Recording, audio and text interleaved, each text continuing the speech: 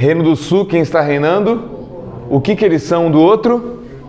Meu Jesus.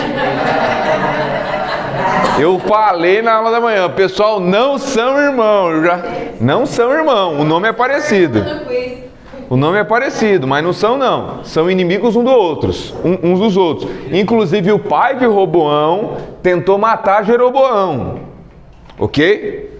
Aí o negócio começou a se corromper aqui, corrompe aqui, começa a adorar outros deuses aqui, começa a adorar também aqui. Chegou um momento, como eu falei para vocês, o próprio rei sacrificou seu próprio filho a Deus. Aí chega em 2 Reis 17:6. Nesse tempo aqui, por exemplo, é quando Deus levanta alguns profetas, profeta Elias, por exemplo, né? Profeta Elias, Deus estava com tanta raiva do povo aqui que inclusive mandou Elias e ungiu o rei da Síria. Vai lá e unge o rei da Síria. Aí quando chega no 2 Reis 17:6, olha o que está escrito. No 9º ano de Oséias, o rei da Síria tomou Samaria. Qual é a capital do Reino do Norte? Samaria. Então a briga de samaritanos e judeus começa em quê? Uma briga religiosa. Porque como Jeroboão está aqui em cima e não quer que o povo venha adorar no templo de baixo, porque vai levar dízimo, vai levar dinheiro, o Jeroboão abre outro santuário aqui. E o povo começa a fazer as coisas aqui, adorar aqui, dar dízimo aqui, sacrificar aqui, e não vai mais aqui. Então eles têm uma briga. Inclusive eu até falei da mulher samaritana, que é a pergunta, qual que é o lugar certo de estar? Eu expliquei o significado de adoração e por que ela faz aquela pergunta. Ok? Vamos lá. E aí começa a corromper tudo isso aqui, começa a corromper, até que está tão corrompido que Deus fica com tanta raiva que vem quem? Vem o Império Assírio. E o Império Assírio destrói tudo isso daqui.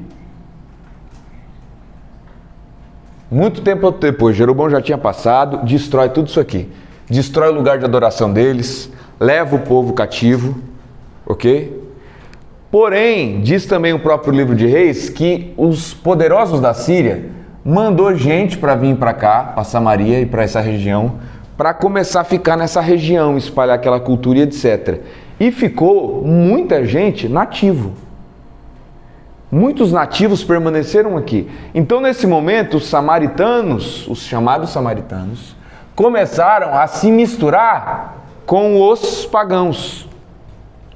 Então, além agora dos judeus verem os samaritanos como competidores religiosos, blasfemos e etc., eles são vistos como misturados, impuros.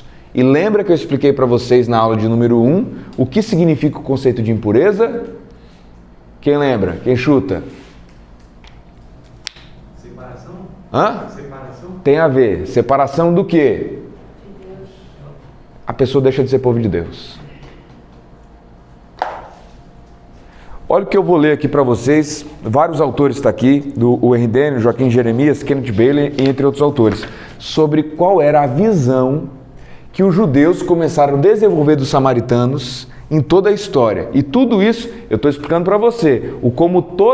Olha quais são as seitas que tem lá em Israel: herodianos, saduceus, fariseus, essênios, zelotes, sicários, samaritanos. Como tudo isso daqui nasce a partir da história do tabernáculo. A Arca da Aliança, depois o templo. Vocês vão ver, vamos lá. Aí tem tá aqui os samaritanos, né? Vamos lá. Se o pagão afirmasse sua crença no Deus único, adotasse a lei de Moisés e aceitasse todos os costumes, a marca da aliança em sua carne, que era um dos costumes que era a circuncisão, ele tornava um irmão. Por outro lado, um irmão de raça, que era o antigo samaritano, né? Porque ele era um judeu que se dividiu. Um irmão de raça, um habitante da Terra Santa, pode entrar, que não pertencia... Eu trouxe um 666 para você. Eita glória! Um 666, rapaz, olha só. Vê se não parece, Edilson, vê se não parece aí. Quando vocês assistirem, vocês vão ver. Tá? Quando você assistir, você vai ver. Mas tá vendo essa marquinha aqui? É o 6. Você sabe que teólogo você, maravilhoso. No hebraico, tem 3 letras que são assim, ó. Vav, Vav, Vav. Que o valor numérico 6666. Né? Mas é gostoso. Tá no nome de Jesus consagrado agora. Aleluia. Vamos lá, continuando. Então, se um gentil aceitasse a lei de Moisés, beleza, ele era considerado irmão. Mas o samaritano, ele era visto como o excomungado, o apóstata, aquele que foi nosso irmão, mas depois desprezou todo esse nosso ensino, jogou no lixo e virou tipo... Ele seria muito pior, mas muito pior, por exemplo, quem que a gente poderia dizer? Priscila Alcântara, que estava no meio, estava cantando e tal, aí agora sai e começa a falar mal da igreja, vamos dizer o seguinte. Ou aquele pastorzão, quem viu os vídeos daquele pastorzão?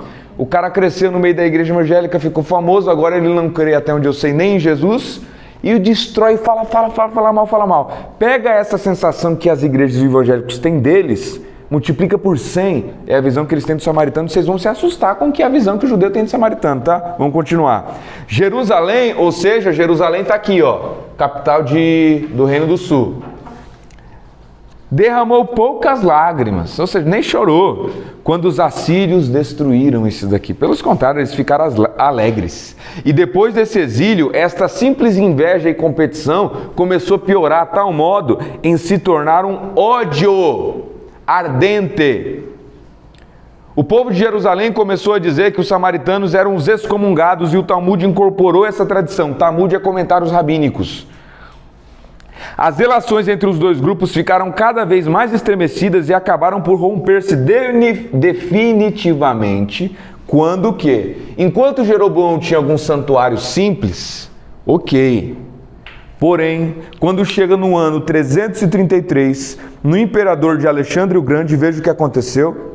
Durante o reinado de Alexandre o Grande, no ano 333, Manassés, irmão do sumo sacerdote, genro do governador, obteve do Senhor do mundo, quem era o Senhor do mundo? Alexandre o Grande, a permissão para construir um templo no Monte Gerizim que rivalizasse com o de Jerusalém.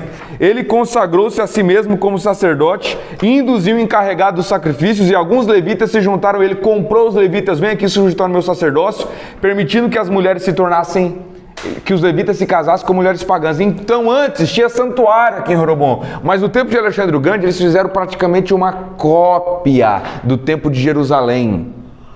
Aí o ódio começou a crescer cada vez mais absurdamente. Veja só, o historiador judeu Flávio Joséfo tremia de horror ao contar esses fatos.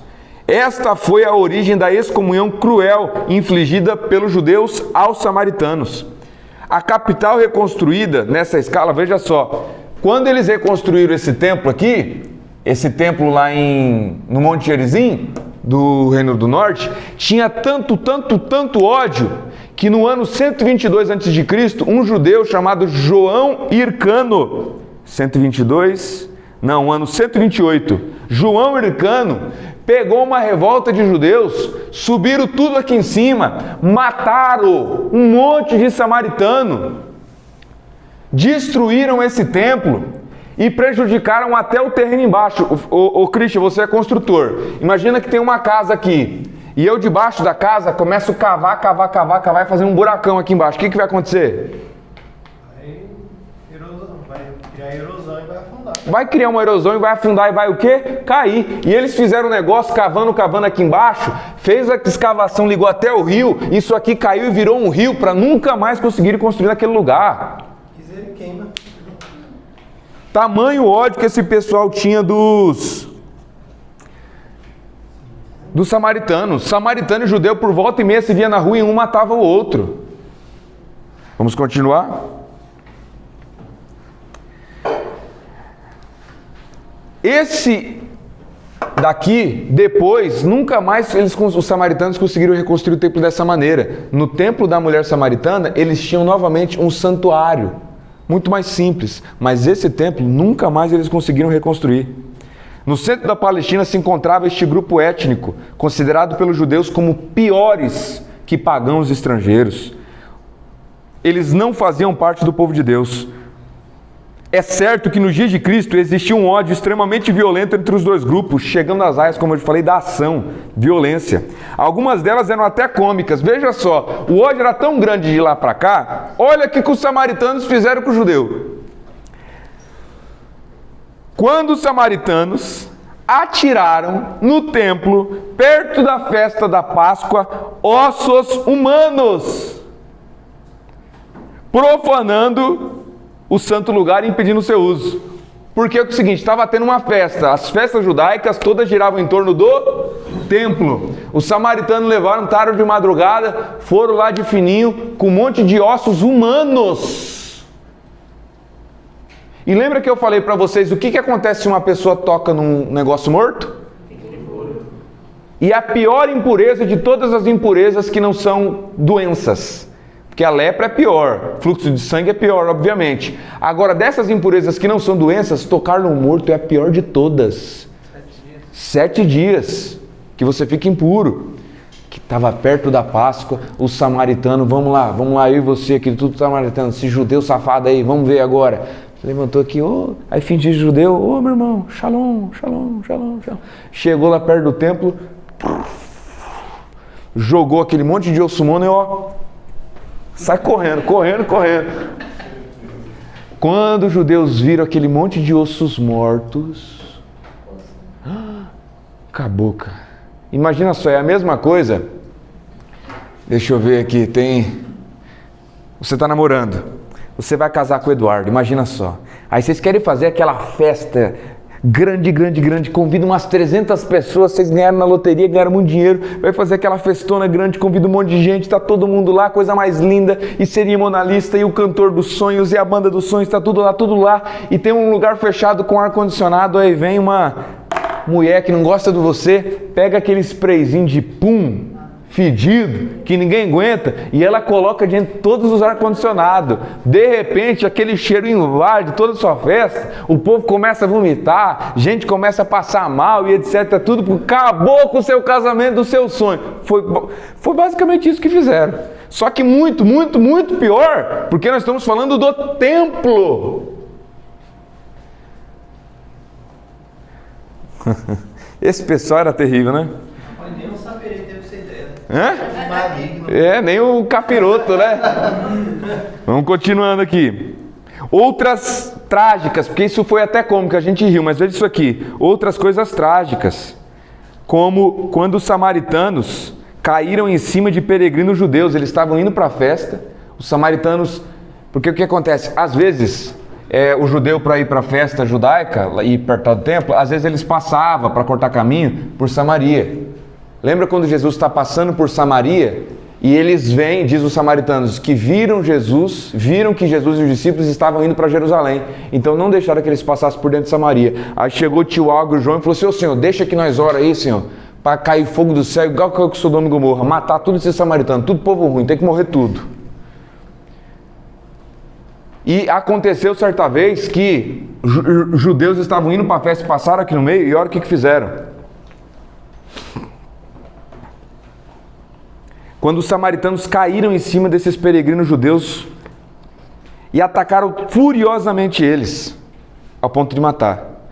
Então os judeus, vendo isso, contra-atacaram também furiosamente, ao ponto do governador da época ter que intervir, e atacou judeu e crucificou em torno de 500 judeus por conta dessa briga de samaritano. Os samaritanos eram chamados de os indesejáveis. E veja só, abre aspas, um pedaço de pão dado por um samaritano era mais impuro do que carne de porco. Está entendendo? O peso.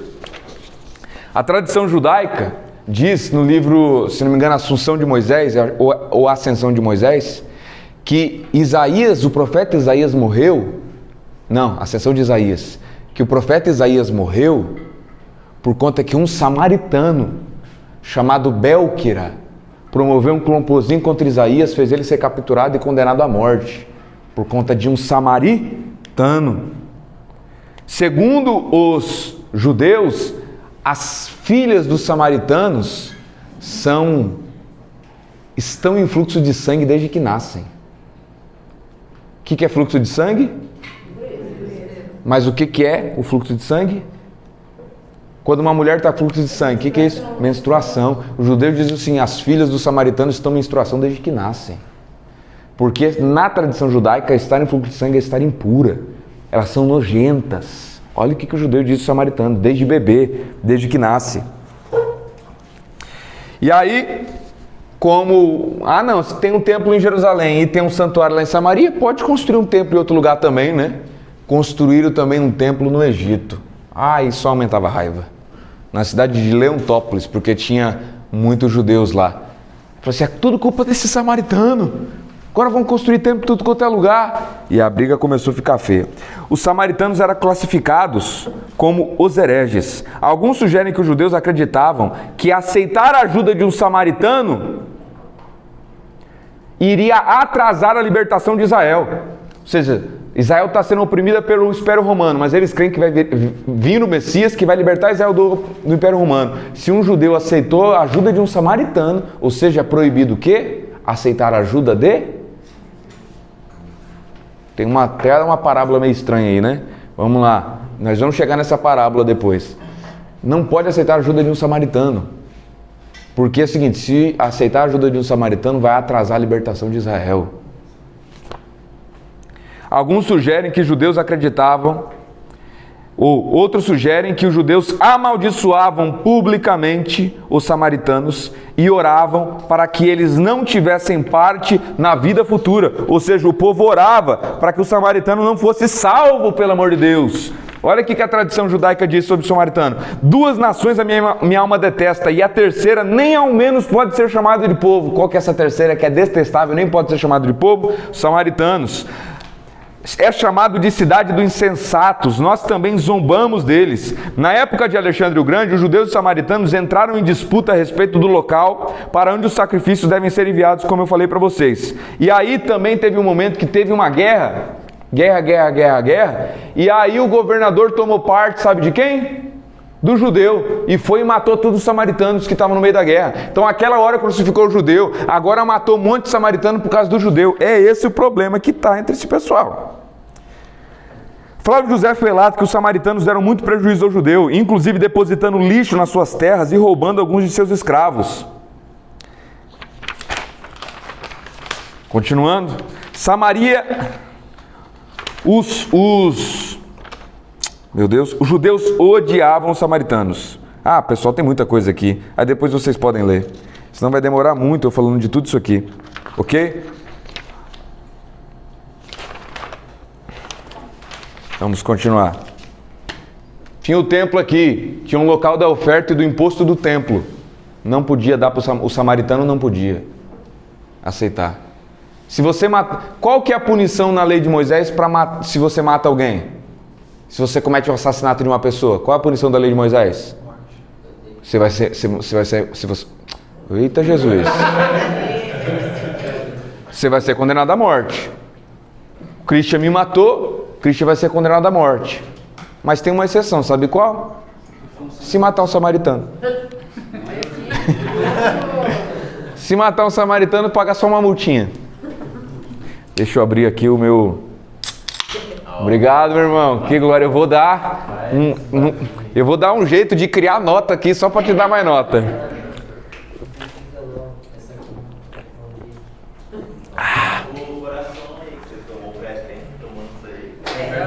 Verdade, né? Mas já tá gaguejando, aí já começa. Daqui a pouco eu vou cair aqui, ficar. Aí o pessoal vai falar que eu estou endemoniado, que eu estou ensinando heresia, né?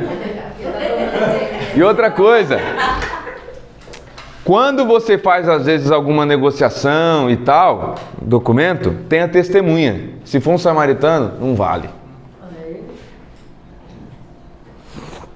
E aí, briga pesada entre eles ou não? Rapaz, tonelada, hein? Um judeu não podia tomar água na mesma vasilha que um samaritano já tomou. A sombra de um samaritano deixava impuro qualquer coisa que tocava. E se uma coisa ficou um pouco em cima do samaritano, já ficou impuro também. Ou seja, passou um samaritano por aqui, a luz pegou, deu sombra nisso aqui, isso aqui está impuro. E se você tocar na mesa que a sombra do samaritano tocou, você também está impuro e você não pode nem ser considerado mais povo de Deus, porque você é impuro. Você está excluído da intimidade com o sagrado.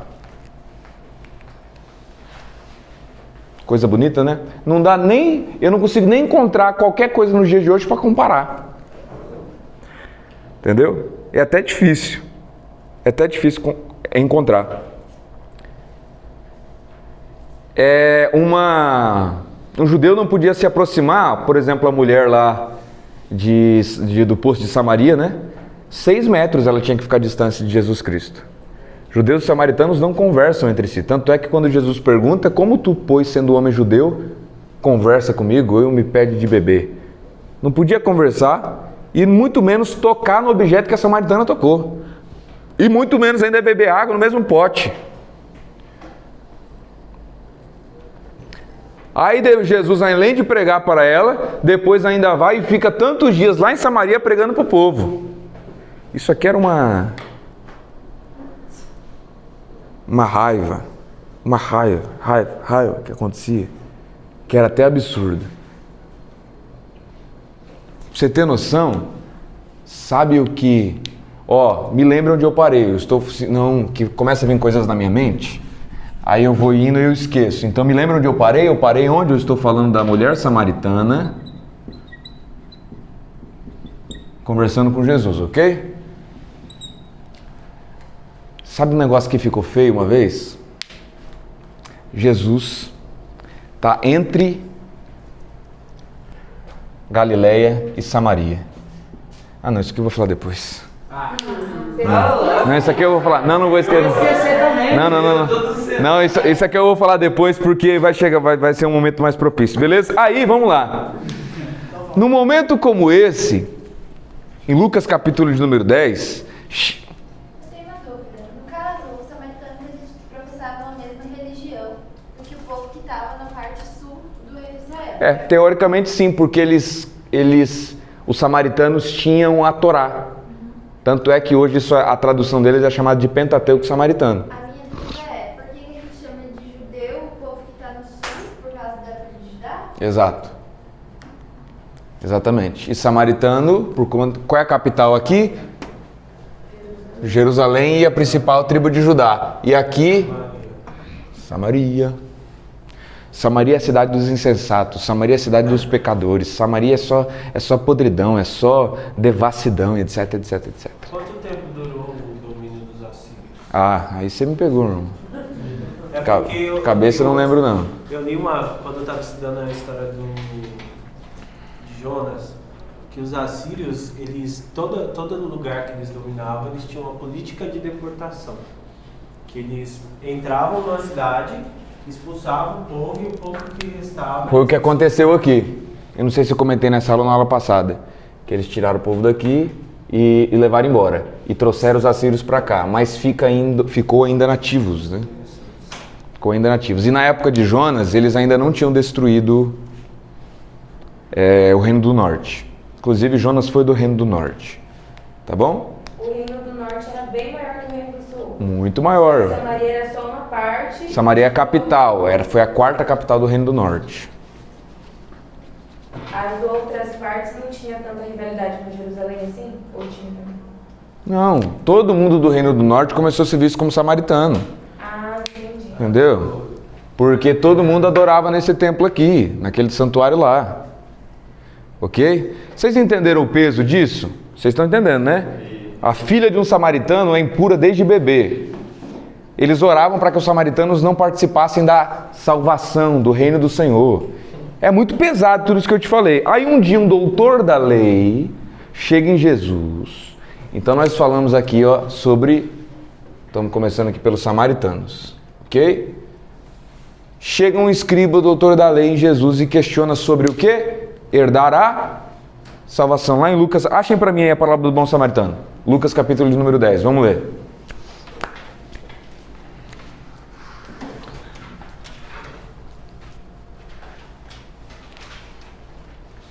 Pessoal, quem quiser pré-treino, quiser beber, passou um pouquinho o sono, João Vitor? Não tô com sono nenhum. Eita, manto. Chega os dois, tá Pra esperando. você não tá vendo? Você fica drogando meu marido. É bom esse negócio, né? Eu vou fazer isso, cara. Eu vou comprar um desse aqui só para as aulas. Aí eu trago na turma de quinta e sexta, trago de hoje e levo na namoradinha. Aí ninguém dorme.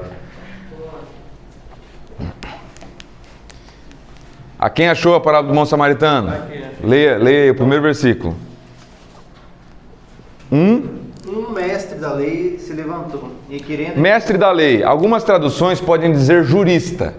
O que entende da lei, ok? Porque hoje, para nós, a gente fala de lei, a gente lembra de religiosidade. Naquela época, lei, a religiosidade deles, era a mesma coisa do que a legislação deles.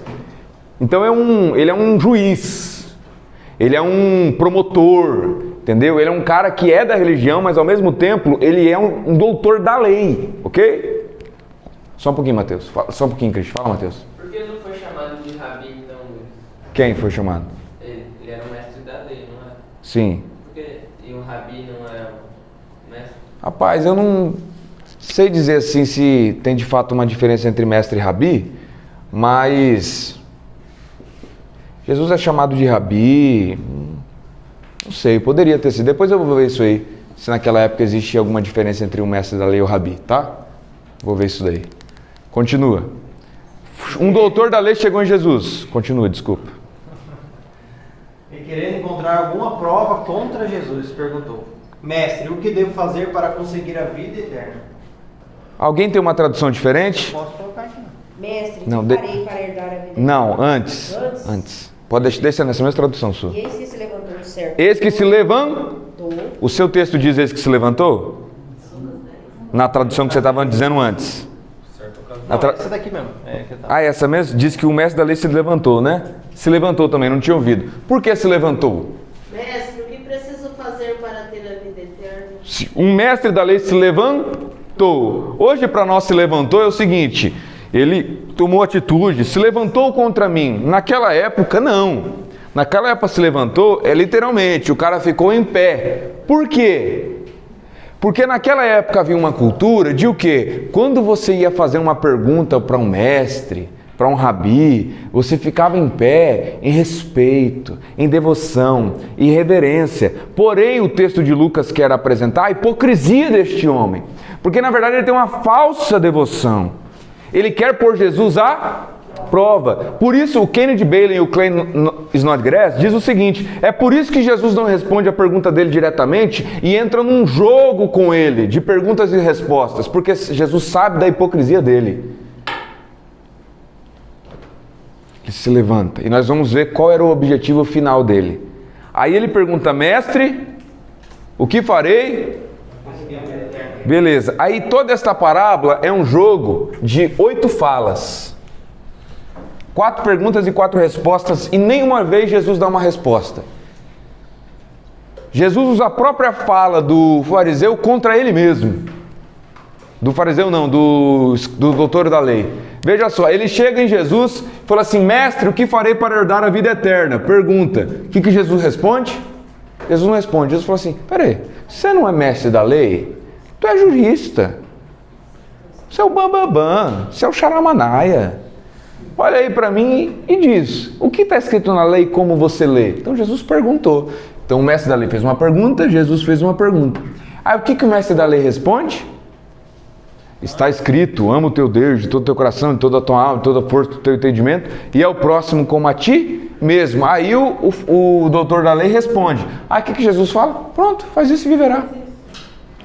Jesus usa a resposta dele mesmo, ok? Vamos lá. Aí ele pergunta: Senhor, mas tentando se justificar, nós já vamos entender isso aí. Ele pergunta: quem é o meu próximo? Aí ele pergunta, faz uma pergunta. Aí Jesus faz uma resposta? Não. Jesus conta uma historinha. E no final dessa historinha ele perguntou: quem foi o próximo? Ele fez uma outra pergunta. Aí ele disse assim: o próximo foi aquele que usou de misericórdia. Resposta. Ele falou assim: então pronto, faz isso aí também. A sabedoria de Jesus, colocando o cara num gancho, nós vamos ver o porquê que esse doutor da lei estava querendo tentar Jesus, que é tipo assim: o Bruno chega aqui para querendo me... Oi?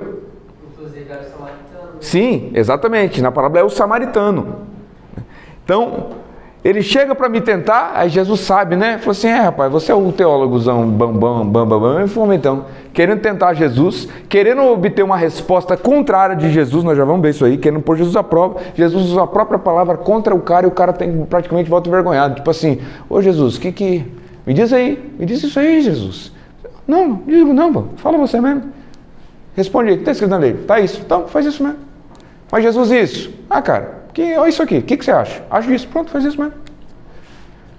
A sabedoria de Jesus, rapaz, usando a pergunta do próprio cara que queria colocar Jesus à prova para contra o cara e o cara fica, sim. E qual que era o objetivo de tudo isso aqui? Primeiro, que farei para herdar a vida eterna? Quando Jesus pergunta, o que ele responde? Ele responde o que Jesus já havia dito anteriormente. Ama o teu Deus de todo o coração, tua alma, teu entendimento e ao teu próximo como a ti mesmo. Está escrito assim ou não? Leia aí para mim. Certinho que você falou, ame o Senhor, o seu Deus com todo o coração, com toda a alma, com toda a força e com toda a mente, e ame o seu próximo como você ama você mesmo. Tá, aí eu te pergunto, lá na lei estava escrito amar com todo o seu entendimento? Não. Por que ele citou entendimento aqui? Quem tinha dito entendimento? Jesus tinha dito entendimento antes, João, exatamente. Este homem já tinha ouvido dos ensinamentos de Jesus. Então ele responde o que Jesus falou. Porque a questão não está aqui nesta primeira resposta. A questão está no segundo.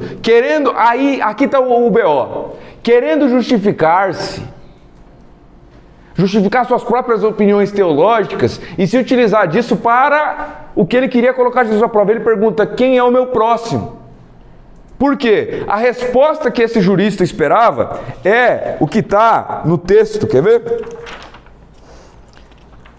De Levíticos, capítulo de número 19, verso de número 18.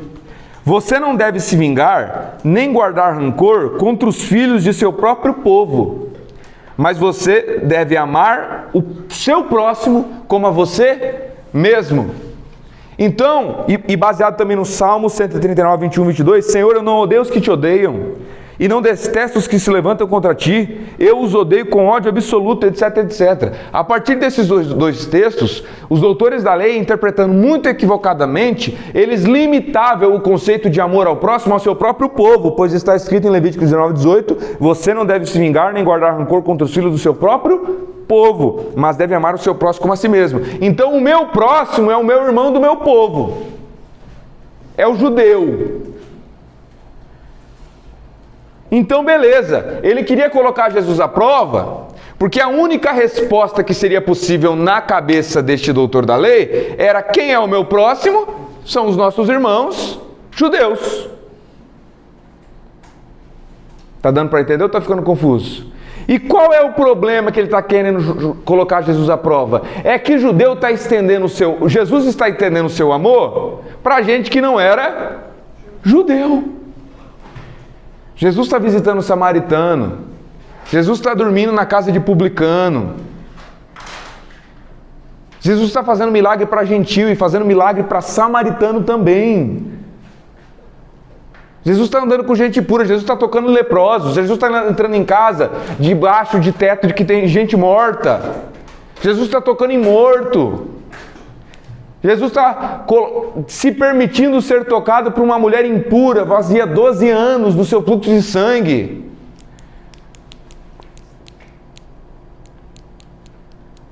Então ele queria usar a palavra de Jesus contra o próprio Jesus. Está aqui o ponto. Mas Jesus sabia disso, porque Jesus é bem inteligente.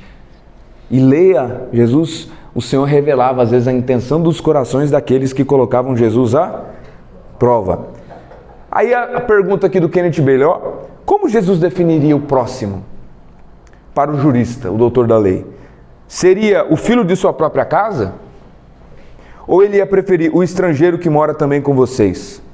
Em ambos os casos, com base nesses textos, o jurista dificilmente teria imaginado algo além de minha família e o estrangeiro que vive em minha cidade. Pode ser estrangeiro, beleza, mas é um estrangeiro que está na minha cidade e começou a se tornar o prosélito, que é o quê? Que se converteu ao judaísmo. Essa é a única resposta possível na cabeça desse jurista.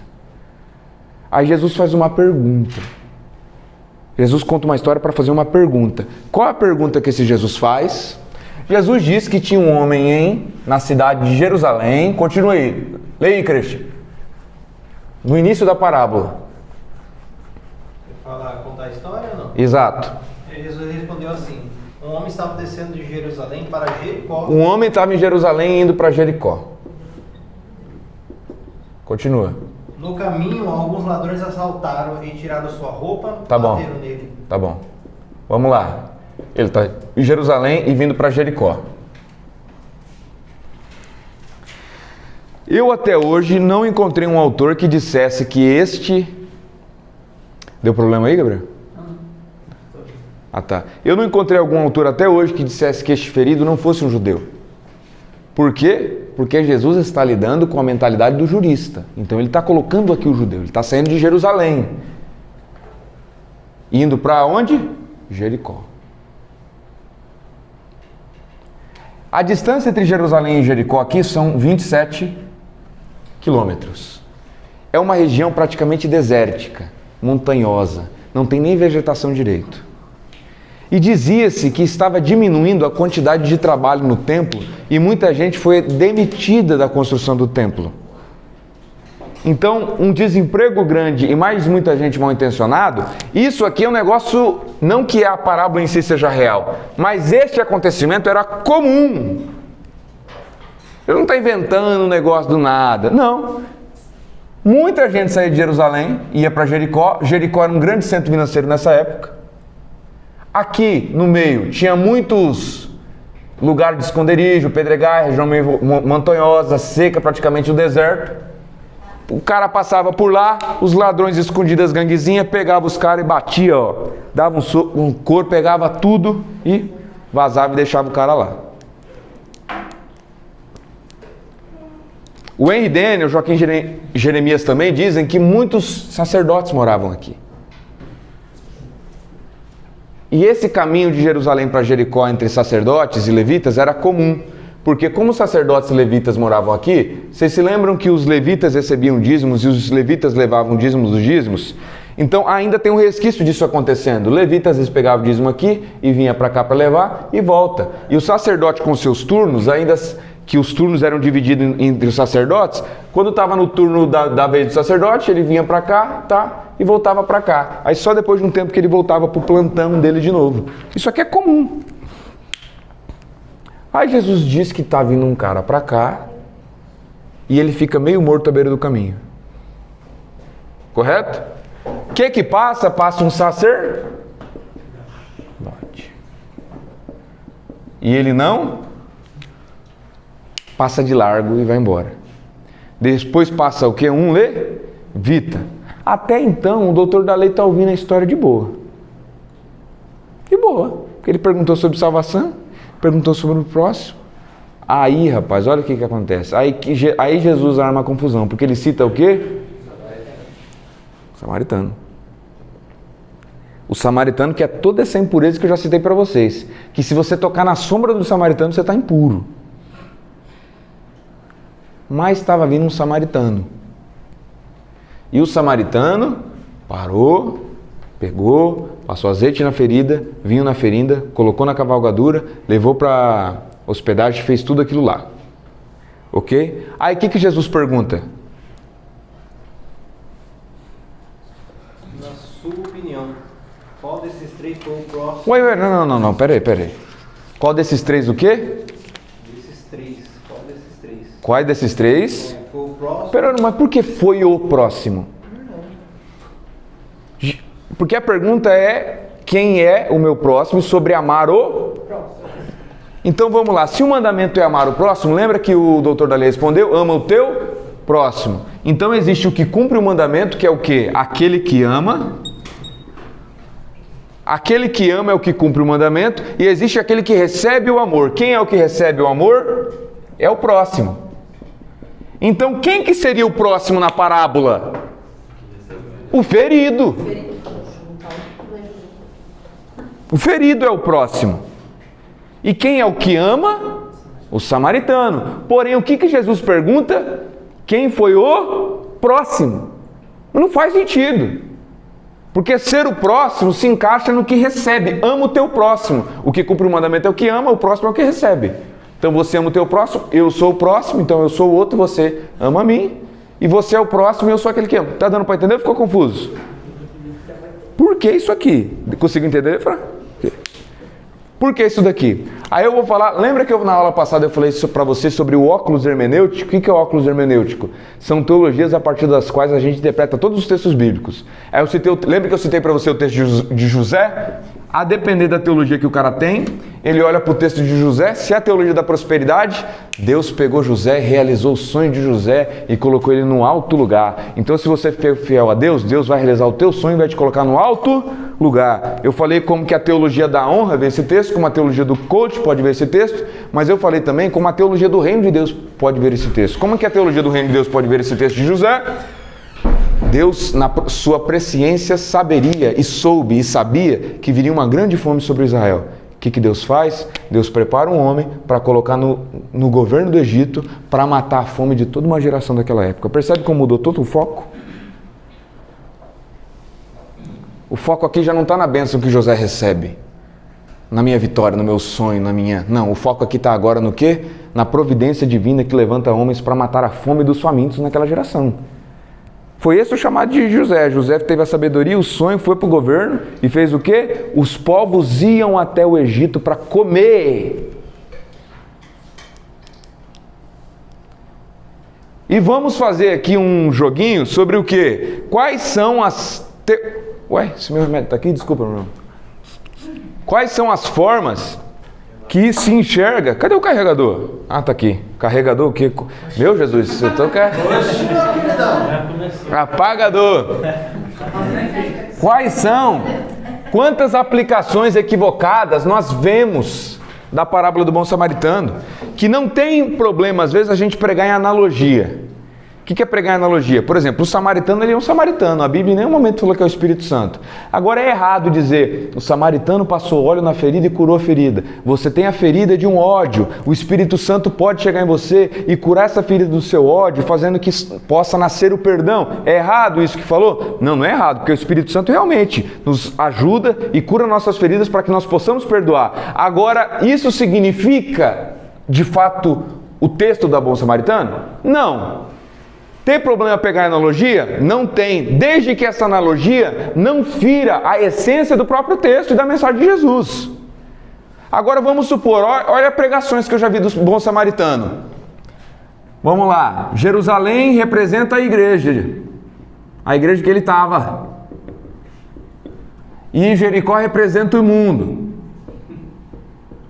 Aí vamos supor, eu vi essa pregação, nada contra, tá? Mas eu vou dizer qual a denominação que eu vi na Assembleia de Deus. Mas isso não é exclusividade da Assembleia de Deus, não. Tem isso aqui em Batista, tem Presbiteriana, tem tudo quanto é lugar, ok?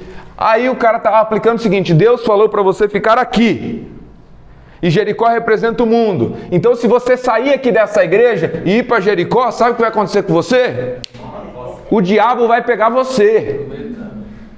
E vai, tome de você. Aí a pessoa fica até com medo nossa, queria estar pela igreja. Ah, não, o diabo vai me pegar. Sabe outra aplicação que eu já vi? Que é o quê?